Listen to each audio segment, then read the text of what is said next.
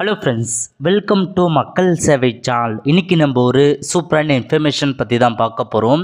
தமிழக அரசு சார்பில் அறுபடை வீடு முருகன் கோவிலுக்கு இலவசமாக டூர் கூட்டிகிட்டு போகிறாங்க.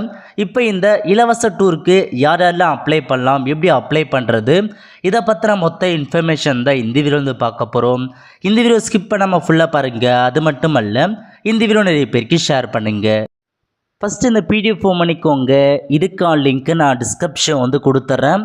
தமிழக அரசு சார்பில் அறுபடை வீடு முருகன் கோவிலுக்கு இலவச ஆன்மீக பயணம் கூட்டிகிட்டு போகிறாங்க. அதுக்கான ஒரு அறிவிப்பு பார்த்தா தமிழக அரசு வெளியிட்டிருக்காங்க. ஸோ இப்போதைக்கு 200 பக்தர்களை ஆண்டுக்கு 5 முறை கட்டணமில்லாம் அழைத்து செல்ல திட்டமிட்டிருக்காங்க. ஸோ 200 பேர் பார்த்தா கூட்டிகிட்டு போகிறாங்க, வருஷத்துக்கு 5 தடவை. அதேமாரி முதற்கட்டமாக இந்த பயணம் எப்போ தொடங்குதுன்னா ஜனவரி 28 பார்த்தா ஸ்டார்ட் பண்ணுறாங்க முதற்கட்ட பயணம். ஸோ வருஷம் ஃபுல்லாக கண்டிப்பாக கூட்டு போகிறதா இருக்காங்க. ஸோ இப்போ அப்ளை பண்ணுறது, அதுக்கான அப்ளிகேஷன் ஃபார்ம் எல்லாமே கொடுத்துருக்காங்க. இப்போ நம்ம ஒன் பை நான் பார்த்துடலாம். ஓகே, ஸோ ஃபஸ்ட்டு பாயிண்ட் சொல்லியிருக்காங்க பாருங்கள். அறுபடை வீடு ஆன்மீக பயணம் செல்லும் பக்தர்கள் இந்து மதத்தை சார்ந்தராக இருக்குன்னு சொல்லியிருக்காங்க. நீங்கள் ஹிந்து பீப்புள்னால் தாராளமாக இந்த ஸ்கீமுக்கு அப்ளை பண்ணிக்கோங்க. அதர் ரிலீஜன் அப்ளை பண்ண முடியாது, ஒன்லி ஹிந்து பீப்புள் அப்ளை பண்ணிக்கலாம். இரண்டாவது பாயிண்ட் என்னன்னா, அறுபடை வீடு ஆன்மீக பயணம் செல்லும் பக்தர்கள் 60 வயதிற்கு மேற்பட்டவராகவும் 70 வயதிற்குட்பட்டவராக இருக்குவேன்னு சொல்லியிருக்காங்க. இதுக்கு அப்ளை பண்ணுறதுக்கு 60 வயசுலேருந்து 70 வயசுக்குள்ளே இருக்காங்க பாருங்க, இவங்க மட்டும்தான் அப்ளை பண்ண, இன் பிட்வீன் ஏஜுக்குள்ளே இருக்கவங்க மட்டும்தான் அப்ளை பண்ண முடியும். மூணாவது அறிவிப்பு என்ன, வயது சான்று கண்டிப்பாக இணைக்கப்பட வேண்டும். ஸோ நீங்கள் ஏஜ் ப்ரூஃப்க்கு ஏதாச்சும் ஒரு டாக்குமெண்ட்ஸை கட்டாயமாக நீங்கள் அட்டாச் பண்ணுற மாதிரி இருக்கும். நெக்ஸ்ட்டு, அறுபடை வீடு ஆன்மீக பயணம் செல்லும் பக்தர்களுக்கு போதிய உடல் தகுதி உள்ளதற்கான மருத்துவரின் சான்றிதழ் பெற்றிணைக்குன்னு சொல்லியிருக்காங்க.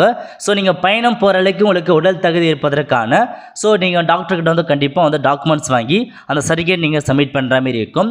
அதுக்கப்புறம் அறுபடை வீடு ஆன்மீக பயணம் செல்லும் பக்தர்கள் தற்போது வசிக்கும் வீட்டின் நிலையான முகவரிக்கான ஆதாரம் இணைக்கப்படணும்னு சொல்லியிருக்காங்க.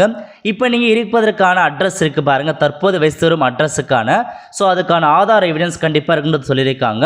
உங்களுக்கான ஆதார் கார்டோ பேன் கார்டோ கண்டிப்பாக நீங்கள் அட்டாச் பண்ணுற மாதிரி இருக்கும். 7வது பாயிண்டில் கொடுத்துருக்காங்க பாருங்கள், ஆதார் கார்டு அல்லது பேன் கார்டு நகல் இணைக்கப்பட வேண்டும் சொல்லியிருக்காங்க. ஸோ ஏதாச்சும் ஒன்று கண்டிப்பாக நீங்கள் அட்டாச் பண்ணுற மாதிரி இருக்கும்.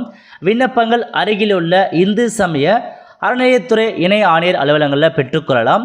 பெற்றுக்கொண்ட விண்ணப்ப படிவங்களை பூர்த்தி செய்து 22/1/2024 மாலை 5 மணிக்குள் அதே அலுவலகத்தில் சமர்ப்பிக்க வேணும்னு சொல்லியிருக்காங்க. ஸோ லாஸ்ட் தேதியை பொறுத்த வரைக்கும் 22/1/2024 ஈவினிங் 5 மணிக்குள்ளே உங்களுக்கான அப்ளிகேஷன் ஃபார்மை உங்கள் டிஸ்ட்ரிக்டில் இருக்க இணை ஆணையர் அலுவலகம் இருக்குது பாருங்கள், அங்கே போய்ட்டு நீங்கள் பார்த்தா ஃபில் பண்ணி கொடுக்குற மாதிரி இருக்கும். ஸோ மேலும் அப்ளிகேஷன் ஃபார்மை பொறுத்த வரைக்கும் hrc.tn.government.in இந்த வெப்சைட்லையும் அப்டேட் பண்ணியிருக்காங்க. அதில் போய்ட்டு அப்ளிகேஷன் ஃபார்மை டவுன்லோட் பண்ணி கேட்டிருக்க இன்ஃபர்மேஷன் நீங்கள் ஃபில் பண்ணி அந்த ஆஃபீஸை நீங்கள் சப்மிட் பண்ணுற மாதிரி இருக்கும். அதுக்கடுத்த முக்கியமான இன்ஃபர்மேஷன், ஆன்மீக பயணம் செல்லும் பக்தரின் ஆண்டு வருமானம் 2 லட்ச ரூபாய்க்கு மிகாமல் இருக்க வேண்டும். அதற்கான வருமான சான்று வட்டாட்சியிடம் பெற்று இணைக்க வேண்டும் சொல்லியிருக்காங்க. இந்த ஸ்கீம் அப்ளை பண்ணுறதுக்கு உங்களுக்கான ஆண்டு வருமானம் 2 லட்ச ரூபாய்க்குள்ளே இருக்குன்னா நீங்கள் அப்ளை பண்ணிக்கோங்க. கண்டிப்பாக உங்களுக்கான இன்கம் சரி நீங்கள் அட்டாச் பண்ணுற மாதிரி இருக்கும். ஓகே, பக்தர்கள் ஒரு முறை மட்டுமே இப்பயணத்தில் கலந்து கொள்ள முடியுன்றது தெளிவாக கொடுத்துருக்காங்க. ஒரு நபர் ஒரு டைம் மட்டும் தான் போகிற மாதிரி இருக்கும். ஓகே, ஸோ இதுதான் உங்களுக்கான 11 பாயிண்ட்டுக்கான இன்ஸ்ட்ரக்ஷன் கொடுத்துருக்காங்க. ஸோ தெளிவாக படித்து பார்த்துட்டு அப்ளை பண்ணுறவங்க அப்ளை பண்ணிக்கோங்க. அப்ளிகேஷன் ஃபார்ம் பொறுத்த வரைக்கும் இதான் உங்களுக்கான அப்ளிகேஷன் ஃபார்மாக கொடுத்துருக்காங்க.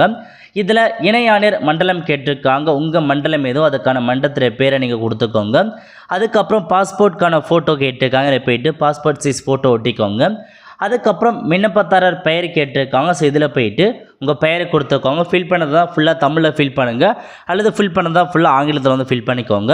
ஸோ ஃபஸ்ட்டு உங்கள் பெயர் கேட்டிருக்காங்க, அதுக்கப்புறம் உங்கள் ஃபாதர் நேம் அல்லது ஹஸ்பண்ட் நேம் கேட்டிருக்காங்க. நெக்ஸ்ட்டு இருப்பிட முகவரி கேட்டிருக்காங்க. தற்போது நீங்கள் எந்த அட்ரஸ் இருக்கீங்களோ அதுக்கான ஃபுல் அட்ரஸை ஃபில் பண்ணிக்கோங்க. அதுக்கப்புறம் உங்களுக்கான டேட் ஆஃப் பர்த் கேட்டிருக்காங்க, வயதில் போயிட்டு இப்போ உங்களுக்கான ஏஜை கொடுத்துக்கோங்க. அதுக்கப்புறம் உங்களுக்கான ஆதார் நம்பர் கேட்டிருக்காங்க. நெக்ஸ்ட்டு குடும்ப ஆண்டு வருமானம் மேலவோ அதை நீங்கள் ஃபில் பண்ணுற மாதிரி இருக்கும். அதேமாரி உங்களுக்கான கணவர் மனைவி இருக்காங்கன்னா அவங்களுடைய இன்ஃபர்மேஷன்ஸ் கேட்டிருக்காங்க. விண்ணப்பத்தில் விவரம் கேட்டிருக்காங்க. ஸோ நெக்ஸ்ட்டு மொபைல் நம்பர் கேட்டிருக்காங்க பாருங்கள். ஸோ இதில் போயிட்டு உங்கள் மொபைல் நம்பர் கொடுத்துக்கோங்க. அதுக்கப்புறம் டாக்குமெண்ட்ஸ்லாம் வந்து கேட்டிருக்காங்க பாருங்கள். எந்த மாதிரி டாக்குமெண்ட்ஸ்லாம் மொத்தமாக 7 டாக்குமெண்ட்ஸ் கேட்டிருக்காங்க. இந்த 7 டாக்குமெண்ட்ஸில் இணைக்கப்பட்டிருக்குன்னா ஆம் அப்படின்றத கொடுத்து எந்த பேஜ் நம்பர் இணைச்சிருக்குன்றத நீங்கள் வந்து மென்ஷன் பண்ணுற மாதிரி இருக்கும். ஸோ ஃபஸ்ட் என்ன டாக்குமெண்ட்னா நீங்கள் இந்த மதத்தை சார்ந்தவர் அப்படின்றதுக்கான டாக்குமெண்ட்ஸ் அட்டாச் பண்ணுறதுக்கு ஸோ உங்களோட எஜுகேஷன் டாக்குமெண்ட்ஸ் இருக்க பாருங்கள். அதில் இந்துன்னு மென்ஷன் பண்ணியிருக்கானா அதை நீங்கள் வந்து காமிச்சிக்கலாம். அப்படி எதுவுமே இல்லை தொடர்புடைய வட்டாட்சியர் இருக்காங்க பாருங்கள், அவங்க கிட்ட போய் நீங்கள் இந்து மதம் அப்படின்றதுக்கான சர்டிஃபிகேட் வாங்குற மாதிரி இருக்கும். அதுக்கப்புறம் டேட் ஆஃப் பர்த்துக்கான சர்டிஃபிகேட்டை பொறுத்த வரைக்கும் டிசி மார்க் ஷீட் உங்களுக்கான பர்த் சர்டிஃபிகேட் இந்த மாதிரி ஏதாச்சும் ஒரு டாக்குமெண்ட்ஸ் கேட்டிருக்காங்க. அதுக்கப்புறம் இருப்பிட முகவரிக்கான சான்றை பொறுத்த வரைக்கும் ration card, Aadhaar card, passport, voter ID ஏதாச்சும் ஒரு டாக்குமெண்ட்ஸை நீங்கள் அட்டாச் பண்ணிக்கலாம். அதேமாரி நீங்கள் 4 நாட்கள் பயணம் செய்வதற்கான உடல் தகுதி இருக்கான்னு கேட்டிருக்காங்க. அதுக்கான மருத்துவரோட சர்டிஃபிகேட் வந்து வாங்குற மாதிரி இருக்கும். கண்டிப்பாக உங்களுக்கு 4 நாட்கள் உங்களுக்கான பயணம் இருக்க போது. அதுக்கப்புறம் ஆதார் கார்டு கேட்டிருக்காங்க, வருமான சர்டிஃபிகேட் கேட்டிருக்காங்க, பாஸ்போர்ட் சைஸ் ஃபோட்டோ 3 வந்து கேட்டிருக்காங்க. இந்த 7 டாக்குமெண்ட்ஸை நீங்கள் அட்டாச் பண்ணுற மாதிரி இருக்கும். நீங்கள் அட்டாச் பண்ணுறது வந்து ஆம் கொடுத்து ஆம் என்ட்ரு பண்ணிக்கோங்க. அதேமாரி அந்த டாக்குமெண்ட்ஸ் எந்த பேஜில் நீங்கள் அட்டாச் பண்ணிக்கிட்டதை நீங்கள் ஃபில் பண்ணுற மாதிரி இருக்கும். ஓகே, அதேமாரி உறுதிமொழிலாம் கேட்டிருக்காங்க பாருங்கள். ஸோ இதான் உங்களுக்கான உறுதிமொழி. இவ்விண்ணப்பத்தில் என்னால் தெரிவிக்கப்பட்டுள்ள விவரங்கள் மற்றும் அது தொடர்பாக நான் இணைத்துள்ள சான்றுகளாகவும் உண்மை எனவும் ஆன்மீக பயணத்திற்கான நிபந்தனை படித்து பார்த்து தெரிந்து கொண்டேன் எனவும் பயணத்தின் போது 4 நாட்களுக்கு எனக்கு தேவையான அத்தியாவசிய பொருட்கள் மருந்துகள் அனைத்தையும் என்னுடன் கொண்டு வர என்று உறுதிக்குன்னு சொல்லியிருக்காங்க.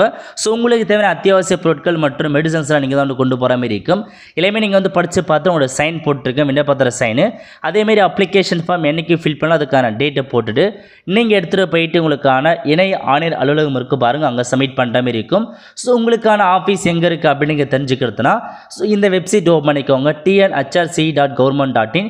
இந்த வெப்சைட்டில் போயிட்டு தொடர்புக்குன்னு இருக்குது பாருங்கள், இந்த ஆப்ஷன் நீங்கள் வந்து கிளிக் பண்ணதுக்கப்புறம் இந்த மாதிரி தான் உங்களுக்கு எல்லா கான்டாக்ட் லிஸ்ட்டுமே உங்களுக்கு வந்து ஓப்பன் ஆகும்.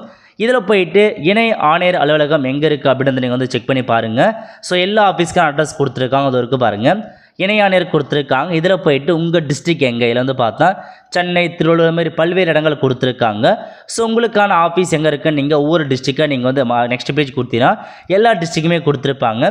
ஸோ இந்த அட்ரஸில் போய்ட்டு தான் உங்களுக்கான அப்ளிகேஷன் ஃபார்ம் நீங்கள் சப்மிட் பண்ணுற மாதிரி இருக்கும். ஓகே, ஸோ இதான் வந்து பார்த்தா உங்களுக்கான மொத்த இன்ஃபர்மேஷன். ஸோ நீங்கள் இணையாளர் அலுவலகத்தில் போயிட்டு உங்களுக்கான அட்ரஸை நீங்கள் வந்து செக் பண்ணிவிட்டு அங்கே போயிட்டு உங்களுக்கான அப்ளிகேஷன் ஃபார்மை ஃபில் பண்ணி நீங்கள் வந்து சப்மிட் பண்ணுற மாதிரி இருக்கும். அப்ளிகேஷன் ஃபார்ம் பொறுத்த வரைக்கும் ஆன்லைனில் நீங்கள் டெவலப் பண்ணி அதை நீங்கள் வந்து ஃபில் பண்ணிக்கோங்க. ஸோ ஆன்லைனில் பண்ண தெரியாதவங்க அந்த பிரிண்ட் அவுட் எடுத்துருவாங்க, நீங்கள் டேரெக்டாக அந்த ஆஃபீஸில் போய்ட்டு அப்ளிகேஷன் வாங்கி ஃபில் பண்ணி அங்கேயே நீங்கள் வந்து கொடுத்துட்டு வந்துருங்க. அவ்வளோ ஃப்ரெண்ட்ஸ். ஸோ இதை வந்து பார்த்தா உங்களுக்கான மொத்த இன்ஃபர்மேஷன். ஸோ நீங்கள் அப்ளை பண்ணி அதுக்கப்புறம் சம்மந்தப்பட்ட ஆஃபீஸ்லேருந்து கால் பண்ணி உங்களுக்கு என்னைக்கு கூட்டிகிட்டு போகிறாங்க, எந்த பிளேஸ் அதையுமே கண்டிப்பாக வந்து இன்ஃபார்ம் பண்ணுவாங்க. ஏன்னா எந்த அளவுக்கு வந்து அப்ளை பண்ணுறாங்களோ அதுக்கேற்ற மாதிரி தான் வந்து கூட்டிகிட்டு போகிறதா வந்து சொல்லியிருக்காங்க. ஸோ எவ்வளோ பேர் அப்ளை பண்ணுறாங்களோ உங்கள் ஊரில் நிறைய பேர் அப்ளை பண்ணாங்கன்னா உங்கள் ஊர்லேருந்தே வந்து பார்த்தா கூட்டிகிட்டு போவாங்க. ஸோ இந்த மாதிரி அப்ளை பண்ணுறவங்க தாராளமாக நீங்கள் அப்ளை பண்ணுங்கள், ஒரு நல்ல ஆப்பர்ச்சுனிட்டி. ஏன்னா இலவசமாக வந்து தமிழக அரசு வந்து கூட்டிகிட்டு போகிறாங்க. ஸோ அறுபடை வீடும் எல்லா கோயிலுக்குமே நீங்கள் வந்து போயிட்டு வரலாம். அவ்வளோதான் ஃப்ரெண்ட்ஸ். கண்டிப்பாக இந்த பிடிச்சி லைக் பண்ணுங்கள். அது மட்டும் அல்ல, இந்த வீடியோ நிறைய பேருக்கு ஷேர் பண்ணுங்கள். அடுத்த ஒரு நல்ல சந்திப்போம். நன்றி, வணக்கம்.